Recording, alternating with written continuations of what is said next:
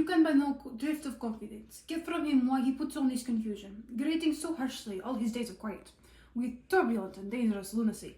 He does confess he feels himself distracted, but from what cause he will not no means speak. Nor do I find him forward to be sounded, but with a crafty madness keeps aloof when we would bring him on to some confession of his true state. Did he receive you well? Most like a gentleman, But with much fortune of his disposition.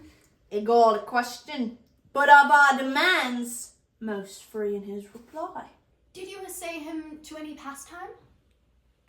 Madam, it so fell out that certain players we are wrought on the way, of these we told them, and there did seem in him a kind of joy to hear of it. They are here about the court, as I think they have already in order this night to play before him. 'Tis most true, and he beseeched me to entreat your majesties to hear and see the matter. With all my heart, it doth much content me to hear him so inclined. Good gentlemen, give him further edge, and drive his purpose into these delights. We shall, my lord. Sweet Gertrude, leave us too, for we have closely sinned for Hamlet hither, that he, 'twas word by accident, may hear affront of you. Our father and myself, lawful as we are, will so bestow ourselves that, seen unseen, we may of their encounter frankly judge, and gather by him if he is behaved, if be the affliction of love, or no, that thus he suffers for. I shall obey you. And for your part, Ophelia, I do wish that your good beauties be the happy cause of Hamlet's wildness. So shall I hope your virtues will bring him to his wonted way again, to both your honours. Madam, I wish it may. Ophelia, walk you here. Gracious so please you. We will bestow ourselves. Read on this book, that show of such an exercise may color your loneliness. We are oft to blame in such, 'tis too much proved, that with devotion, visage, and pious action we do sugar o'er the devil himself. Oh, 'tis too true.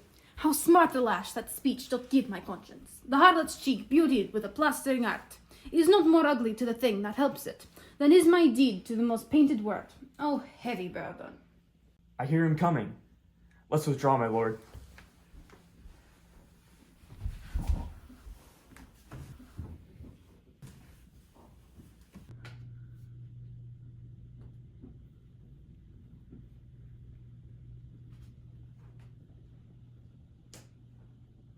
To be, or not to be, that is the question. Whether it is nobler in the mind to suffer the slings and arrows of outrageous fortune, or to take arms against a sea of troubles and by opposing end them. To die, to sleep no more, and by a sleep say we end the heartache and 1,000 natural shocks that the flesh is heir to his consummation. Tis devoutly wished. To die, to sleep, perchance to dream. Aye, that's the rub. For in that sleep of death, what dreams may come, when we have shuffled off this mortal coil, must give us pause. There's the respect that makes calamity so long life. For who would bear the whips and scorns of time, the oppressor's wrongs, the proud's man contumely, pangs of despised love, the law's delay, the insolence of office, the spurns of the parent merit of thy unworthy takes, when he himself might his quietus make with a bare bodkin? Who would fardels bear, to grunt, to sweat of a weary life, but that of the dread of something after death, the undiscovered country, from whose bourne no traveller returns, puzzles the will and makes us rather bear those ills we have than fly to others, and we know not of. Thus conscience does make cowards of us all, and thus the native hue of resolution is slicked o'er the pale cast of thought. The enterprises of the great pitch and moment, and this regard their currents take awry and lose the name of action. Soft you now, fair Ophelia. Nymph, in thy orisons be all my sins remembered. Good, my lord. How does your honor for this many a day? I humbly thank you well. Awesome. Okay. My lord, I have remembrances of yours that I have longed to redeliver. I pray you, now receive them. No, not I. I never gave you aught. My honored lord, you know right well you did, and with them words of so sweet breath composed as made the things more rich. Their perfume lost, take these again. For to the noble mind, rich gifts wax poor when givers prove unkind. There, my lord. My lord. Are you fair? What means your lordship? That if you be honest and fair, your honesty should admit no discourse to your beauty. Could beauty, my lord, have better commerce than with honesty? Aye! Truly, the power of beauty will sooner transform honesty from what is to a bawd than the force of honesty can translate beauty into his likeness.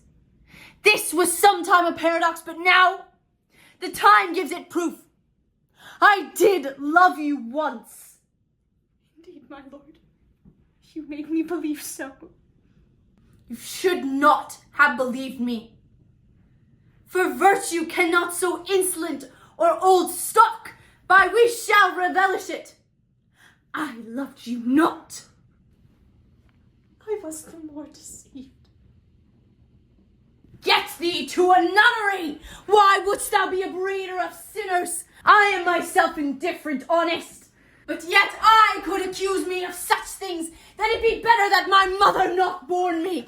I am very proud, revengeful, ambitious, with more offences at my back, that I have thoughts to put them in imagination, to give them shape, or time to act them in.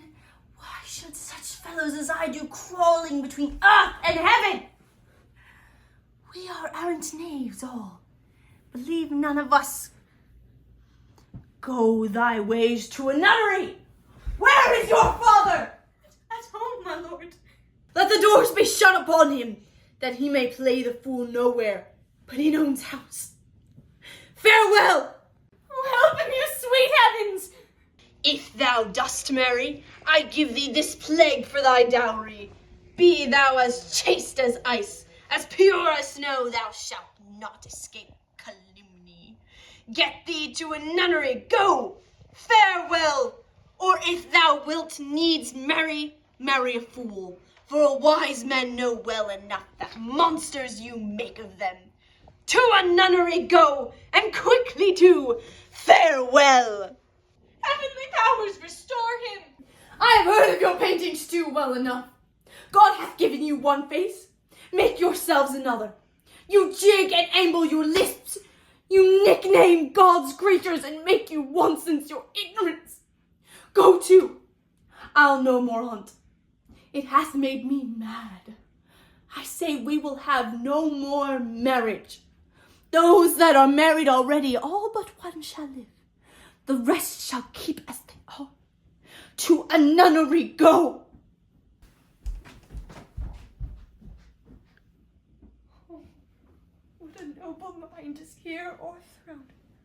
The courtiers, soldiers, scholars, eye, tongue, sword.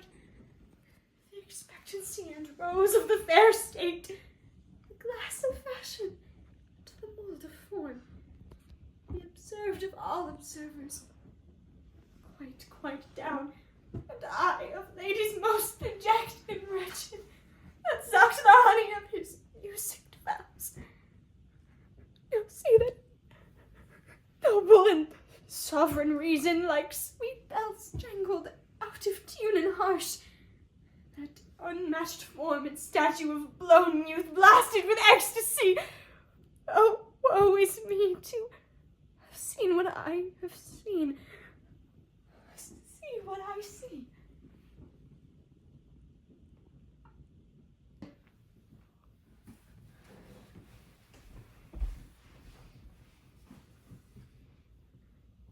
Love? His affections do not that way tend. Not what he spake, though it lacked form a little, was not like madness. There is something in his soul, o'er which his melancholy sits on brood. And I do doubt the hatch and the discourse will be some danger, for which to prevent I have in quick determination thus set it down. He shall with speed to England, for the demand of our neglected tribute. Happily the seas and the countries different, with variable objects, shall expel this something settled matter in his heart, whereupon his brain, still beating, puts him thus from fashion of himself. What think you on it? You shall do well, but yet do I believe the origin and commencement of his grief sprung from neglected love. How now, Ophelia? You need not tell us what Lord Hamlet said. We heard it all. My lord, do as you please, but if you hold it fit, after the play, let his queen mother all alone entreat him to show us his grief. Let her be around with him, and all be placed, so please you, in the car of all their conference. If she find him not, to England send him, or confine him where your wisdom best shall think. It shall be so. Madness in great ones must not unwashed go.